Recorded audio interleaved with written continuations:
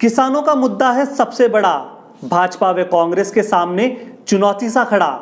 चुनावी मौसम का बुखार सभी पर चढ़ा, क्या मतदाता करेंगे फैसला कड़ा। नमस्कार दोस्तों, मैं ईशान कुमावत और आप देख रहे हैं गिनीज। देश के 5 राज्यों में विधानसभा चुनाव है, कई राज्यों में उपचुनाव है, राजस्थान में भी बाईपोल इलेक्शन का हल्ला है। ऐसे में मतदाता किसकी साइड में खड़ा है और आने वाला समय कांग्रेस व भाजपा के लिए क्या संदेश लेकर आने वाला है, ये वो गुत्थी है जो इलेक्शन रिजल्ट के साथ ही सुलझेगी। लेकिन आज हम बात करेंगे सिर्फ राजस्थान की, जहां की 4 विधानसभा सीटों पर उपचुनाव होने हैं और इन उपचुनावों में किसानों का मुद्दा भी सबसे बड़ा रहने वाला है। इस बार के बजट भाषण में सीएम अशोक गहलोत ने अगले साल किसानों के लिए अलग से कृषि बजट की बात कहकर किसानों के मन को जीतने की कोशिश की।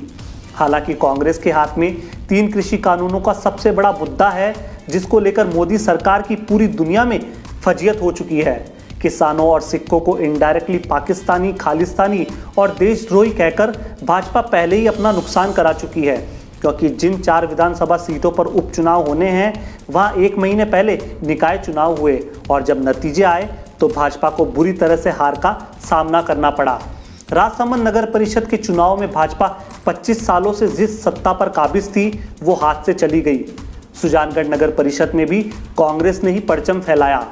वल्लभनगर की भींडा नगर पालिका में जनता सेना ने कमाल किया और यहां पर भी भाजपा कमल नहीं खिला सकी। निकाय चुनाव के नतीजे ऐसे वक्त आए थे जब पूरे देश में किसान आंदोलन चरम पर था।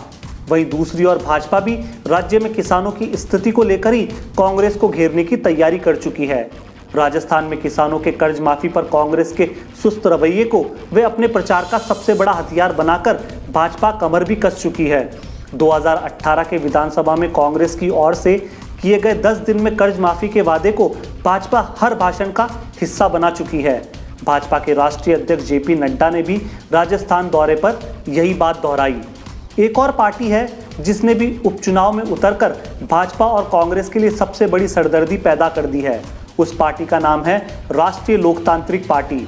आरएलपी ने खुद को किसानों की सबसे बड़ी हितैषी बताकर भाजपा और कांग्रेस को जमकर खरी खोटी सुनाना शुरू कर दिया है। प्रचार के दौरान भी आरएलपी किसानों के कर्ज माफी को लेकर दोनों सरकारों को घेर रहे हैं और 3 कृषि कानून बिलों को रद्द करने की बात कर रहे हैं। नागौर जिले में आरएलपी का दबदबा है, लेकिन अब जब सुजानगढ़, वल्लभनगर, राजसमंद और सहाड़ा में आरएलपी को उतरना है तो चुनावी पंडित कह रहे हैं कि आरएलपी के लिए चुनावी जंग आसान नहीं होगी। राजस्थान की 4 विधानसभा सीटों पर लगभग 10 लाख मतदाताओं को मिलकर अपने अपने क्षेत्र की सरकार को चुनना है और इन्हीं 1 मिलियन वोटर्स में से सबसे बड़ी हिस्सेदारी किसान वर्ग की है, जो प्रत्यक्ष और अप्रत्यक्ष रूप से खेती से जुड़ा है। वैसे विधानसभा के इन उपचुनावों में किसान फिर से अपने मताधिकार का प्रयोग कर ये बता देगा कि अभी भी सरकार बनाना और बिगाड़ना उसी के हाथ में है। राजस्थान में किसानों के मुद्दे पर उनकी समस्याओं को लेकर हर दिन बात हो रही है। सभी पार्टी अपनी अपनी ओर से अच्छी बातें कर रहे हैं। चुनावी घोषणा पत्र में अच्छा जिक्र हो रहा है।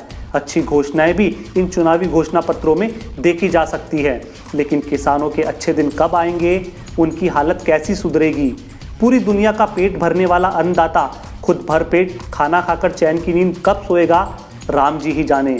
दोस्तों, आपको ये वीडियो कैसी लगी नीचे कमेंट करके हमें ज़रूर बताएं। बहुत बहुत शुक्रिया, बहुत बहुत धन्यवाद।